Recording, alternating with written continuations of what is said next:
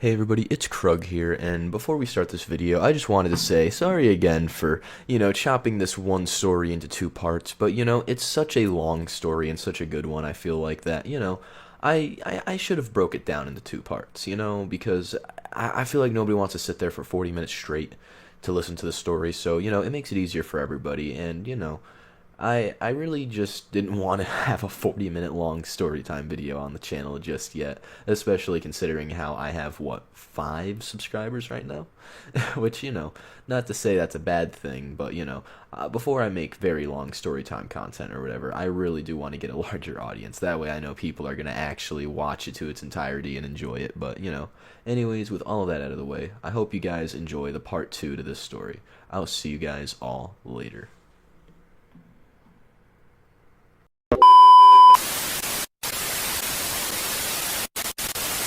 We get him down the stairs.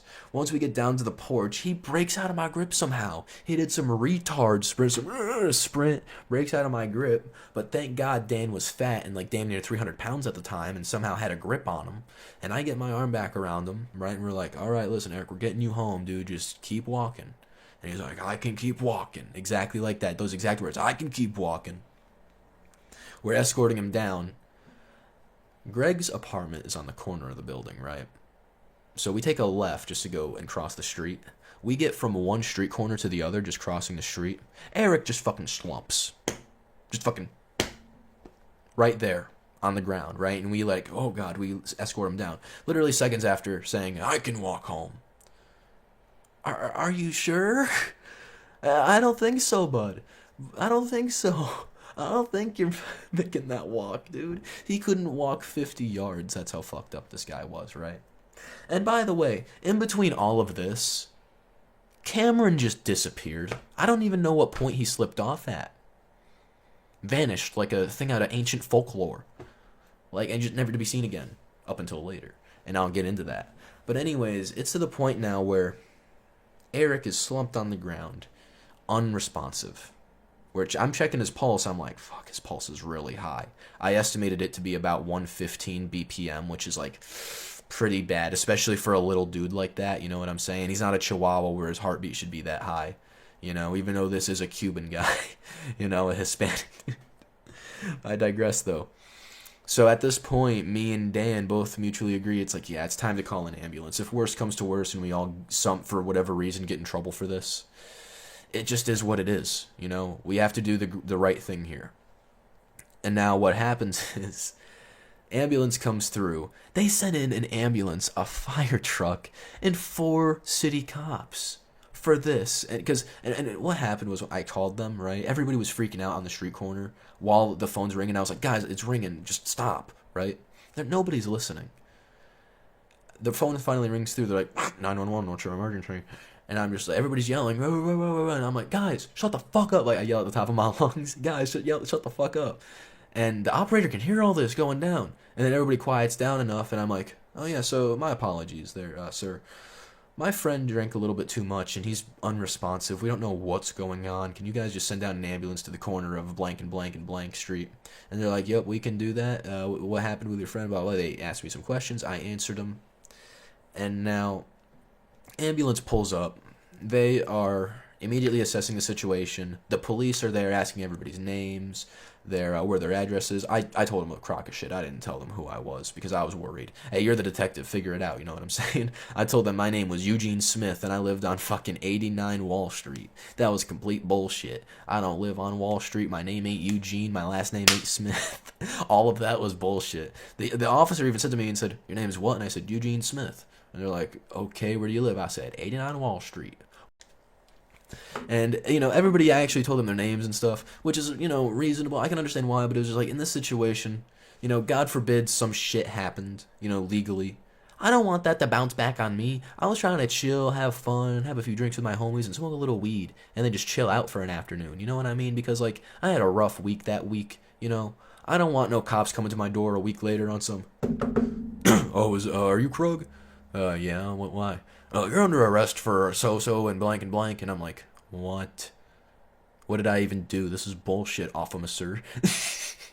Like, I don't want to get caught up with no bullshit like that, So anyways, the ambulance pulls through. They take Eric. They put him in the back, right? Now, oh my God, this is where the story gets real crazy, kinda, right? So what happens is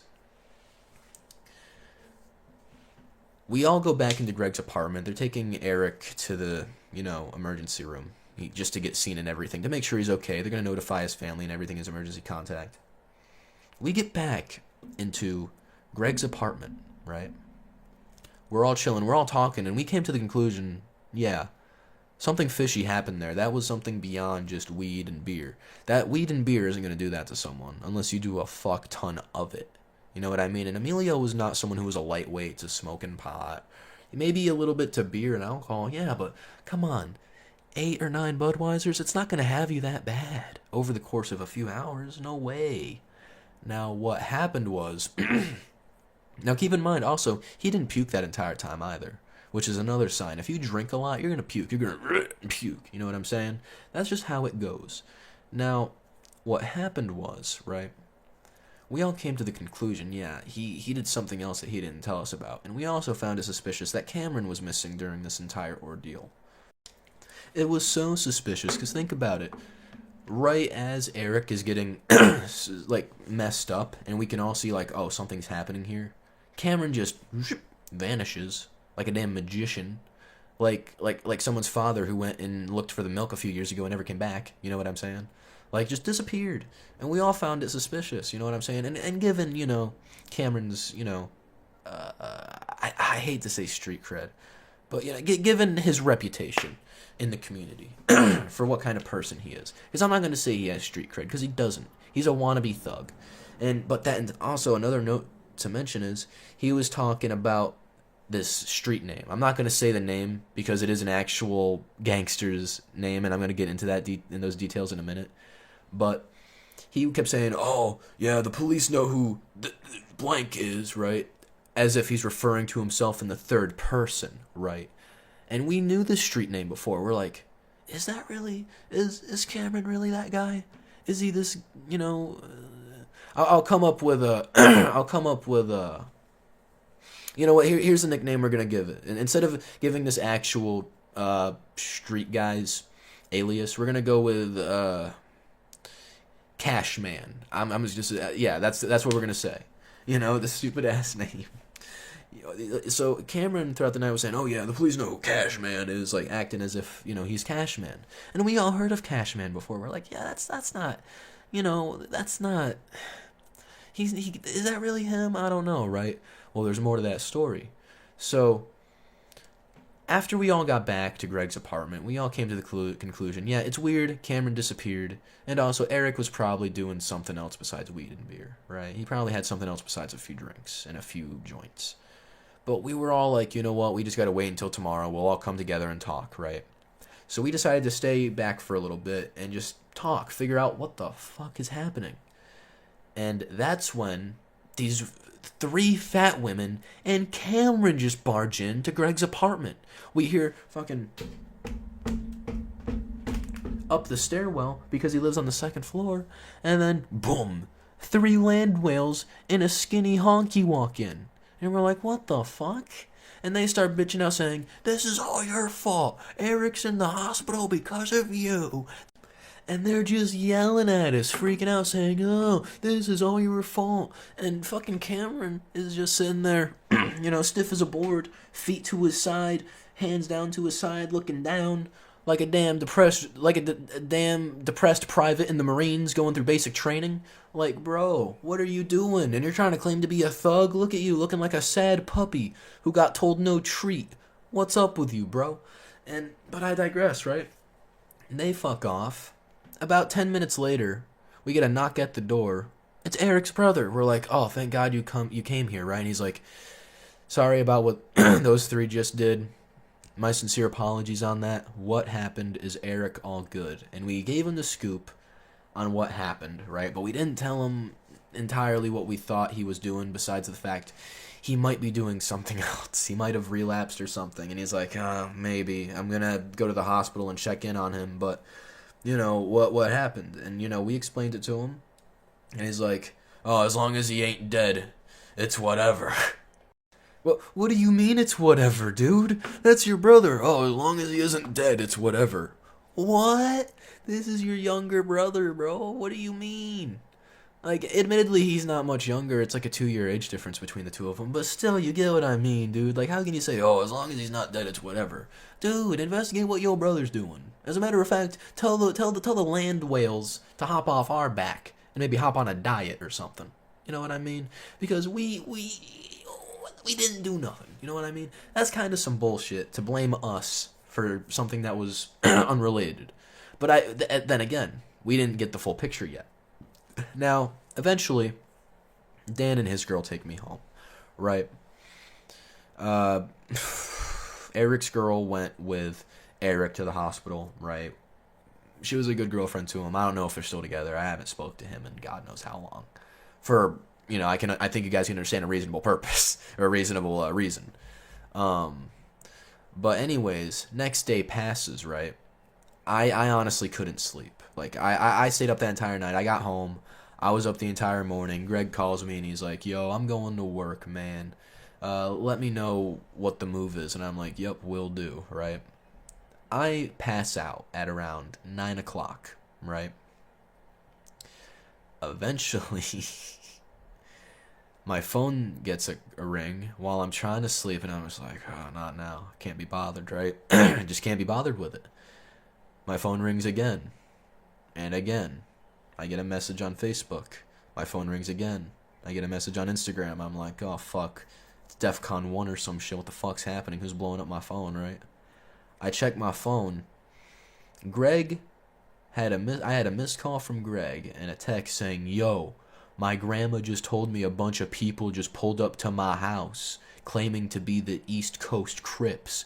And I'm like, what? The fuck do you mean? I call him and I'm like, yo, what the fuck do you mean? I'm getting my clothes on as I'm talking to him, right? Trying to figure out, yo, am I about to have to head out to my cousin's place? Keep in mind, my cousin's place ain't far. I mean, it's far, by the way. It's not a short or quick walk. It's a 2.5 mile distance. It's across the city. I have to walk that to get there. That's a bit of a distance.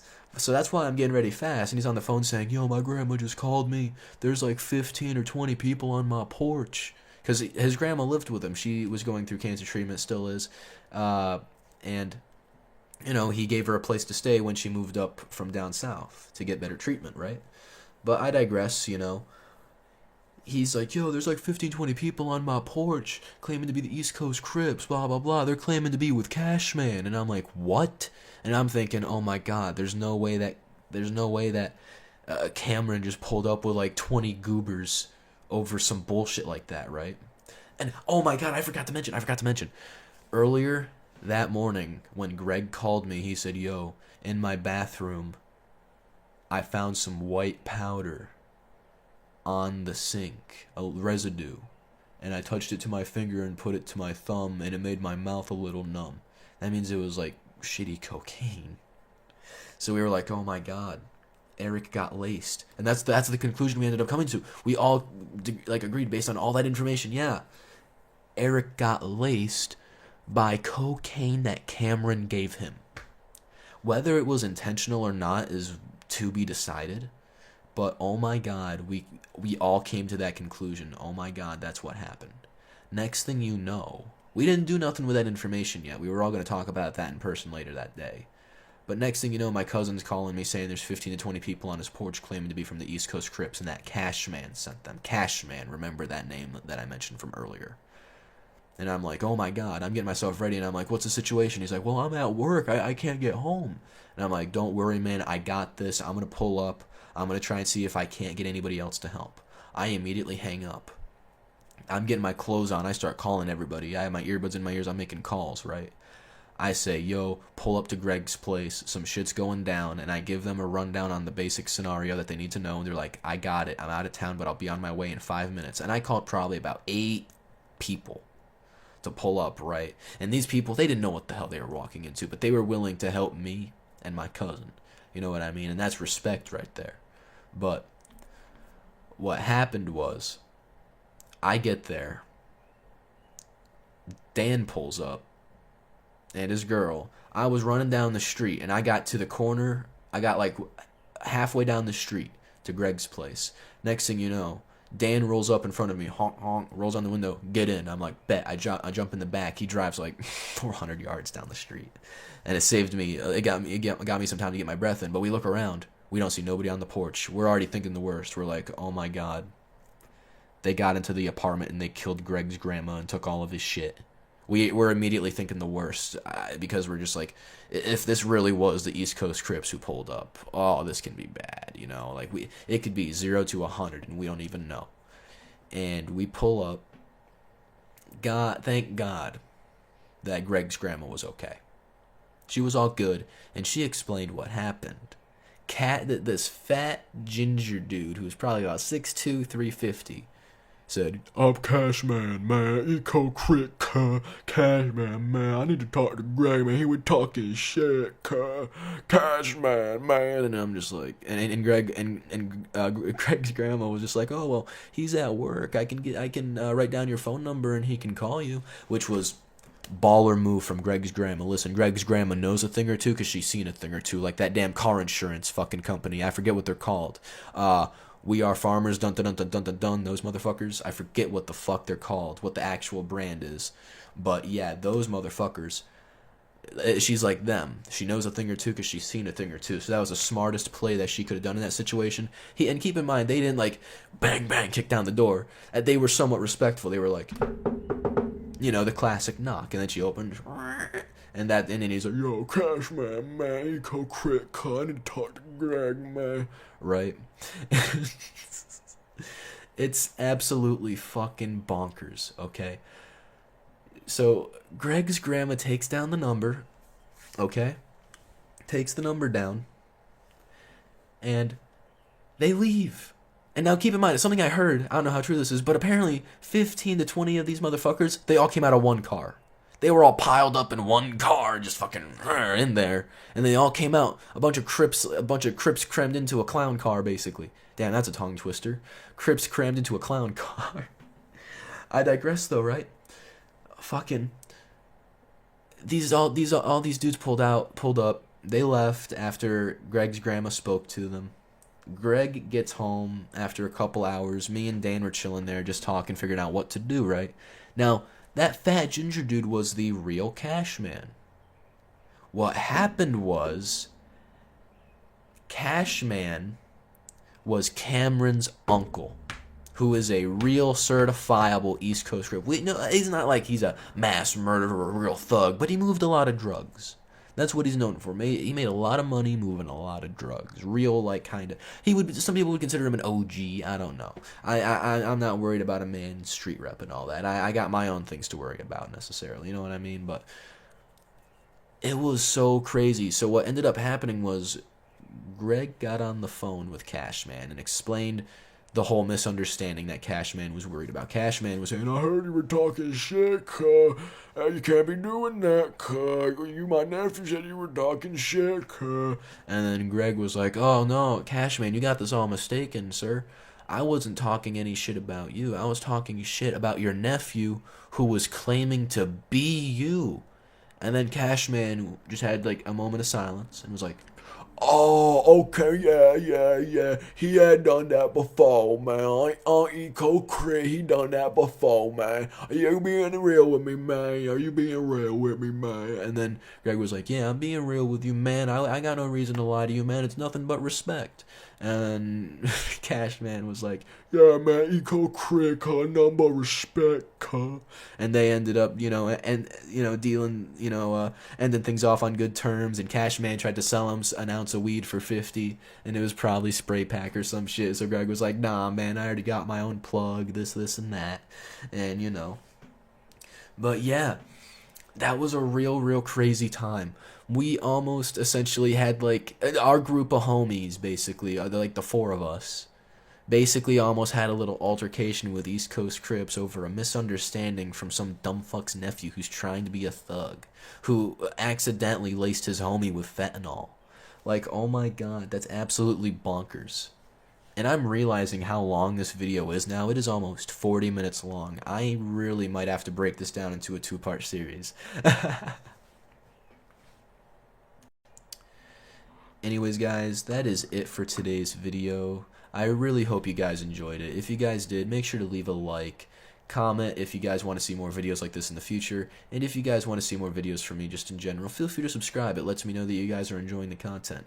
Anyways, this has been Crugg, and I'll see you guys all later. Peace.